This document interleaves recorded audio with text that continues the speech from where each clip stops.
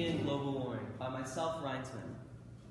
So the question I started out my research with was, how has the spread of misinformation on social media hindered the solution to global warming? So the first part of this is, what is global warming? Well, global warming, as defined by NASA, is the unusually rapid increase in the Earth's global temperature. In this graph here by the UCS, the Union of Concerned Scientists, we can see that since 1910, the average combined global temperature of land and ocean has risen by nearly 2 degrees Fahrenheit. Now you may be thinking, well, 2 degrees, that's really not that much. But when you consider the vast amount of water that's actually in the ocean and how much constant heat and pressure it would take to change just even half a degree, we can truly see to what extent this problem has reached out. Next part of this problem is misinformation on social media. So the main problem with social media is that anyone can say anything that they want, however many times they want, meaning that misinformation and radical ideas spread like wildfire. The next reason misinformation has gotten so bad is because people tend to believe whatever famous people say. As said by C. Shao, a writer for the University of Amsterdam and a part of the Union of Concerned Scientists, the basic necessity of human life, when we see someone that is more famous than ourselves, we tend to automatically believe what they say. It lowers our propensity to fact check. Now this is important because what he's saying here is that when we see someone that is more famous than ourselves on social media, we automatically believe what they say.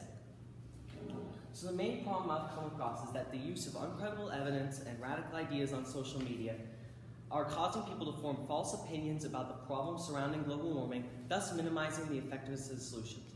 This problem has gotten so bad that it's been 3 decades since Margaret Thatcher gave her speech to the UN in the stimulus material, where she said everybody needs to get together, band together, and come against this problem of global warming where no one can opt out. It's been 3 decades, and yet we've not done much about this. So how has this problem spread? Well, the main reason this problem spread is because of echo chambers. Echo chambers, as defined by Petter and Torberg, a writer for the New York University and an expert in socio-cybernetics, an echo chamber is the presence of an opinion or group of opinions within a group of people that basically contribute to the diffusion of opposing views.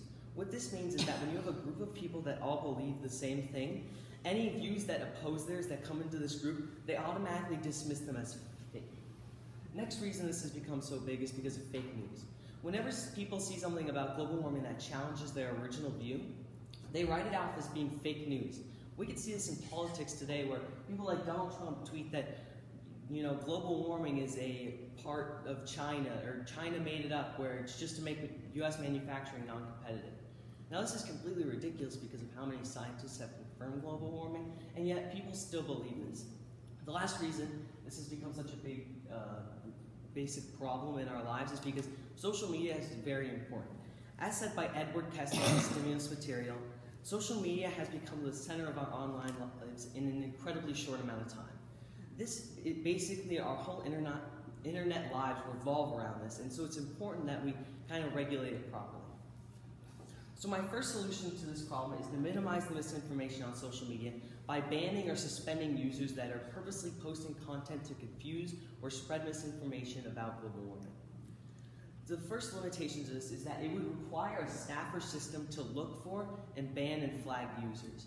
Systems like this exist already, but none have been used to this extent, and when you need a staff, these have to be employed, which then costs the companies money. The next is that there's going to be freedom of speech backlash. When you're banning people for saying stuff, even if it's going to help people more than it's going to hurt them, people in America tend to get really rallied up against this cause because we've become so consumed in this idea of free speech. The next limitation is that it might accidentally flag and take down users that are credible.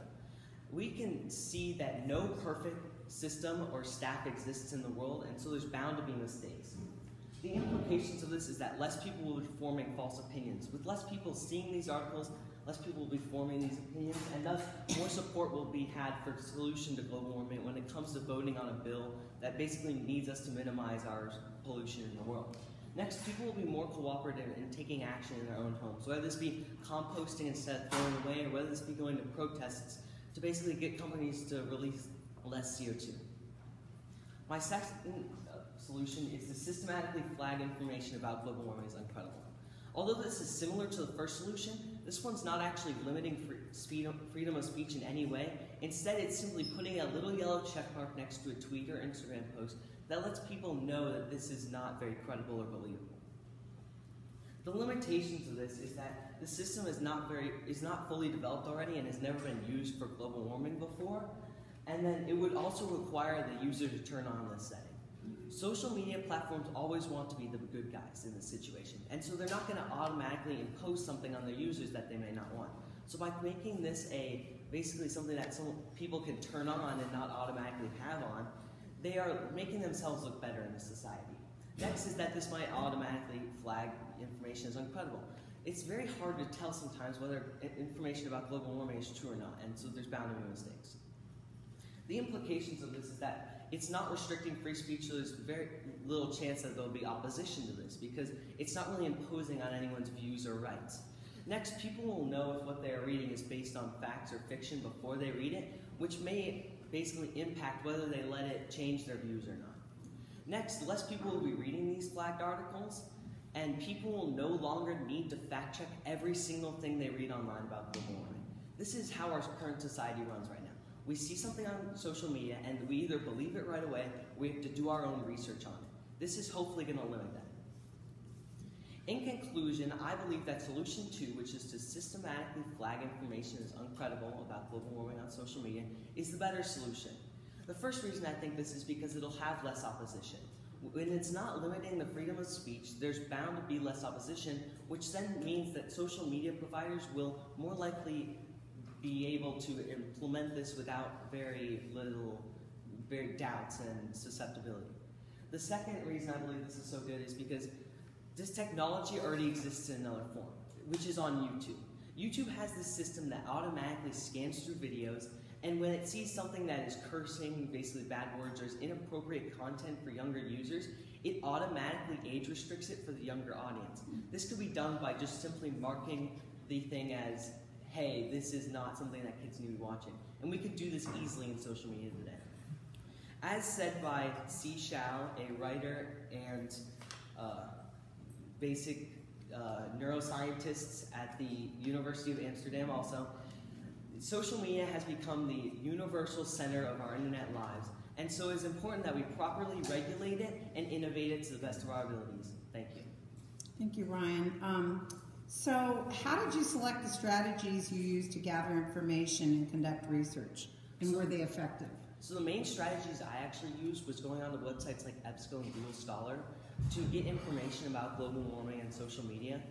It's very important that when people start out their research and when people start out their idea and argument, they need to start with a strong foundation, or else their whole argument could be biased or be leaning towards one side.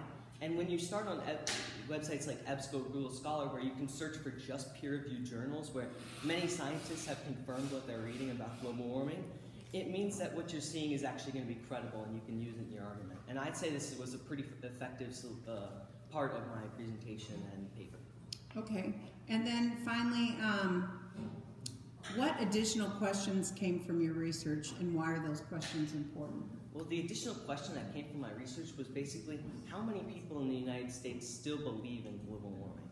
There's not been a massive, basically, poll that has been done in the United States yet, just because it'd be so hard to access so many different audiences, like seniors, because they don't have access to social media usually, and their global warming views tend to be more conservative, or millennials, where their global warming views tend to be more, I guess you could say, in the time.